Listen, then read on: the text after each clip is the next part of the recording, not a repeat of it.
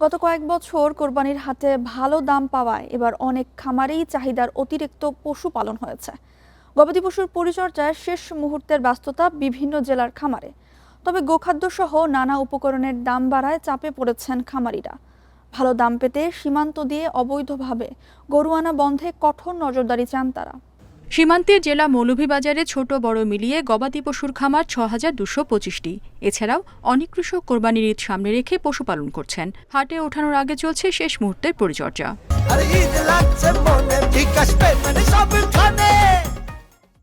গত কয়েক বছর ধরে সীমান্ত দিয়ে গরু আসা অনেকটা বন্ধ থাকায় জেলায় বেড়েছে খামারির সংখ্যা।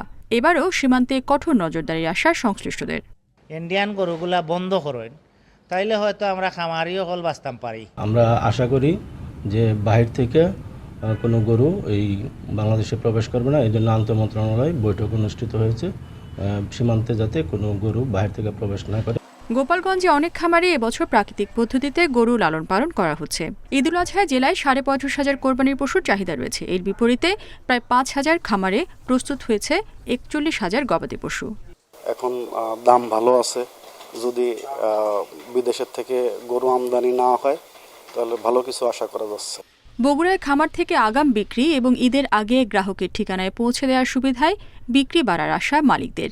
অধিকাংশ খামারে প্রাণী সম্পদ বিভাগের নির্দেশনা মেনে গবাদি পশুকে নিরাপদ খাবার ও মোটা তাজাকরণ করা হয়েছে। আমাদের যতগুলো গরু আছে তার প্রায় 70% আমাদের বুকড হয়ে গেছে। আমরা এইগুলো কোরবানির ঈদের 2-3 দিন আগে আমরা যার বাসায় হোম ডেলিভারি করে দেবো। ন্যাচারাল খাবার তৈরি করে সেটা খাওয়ায়।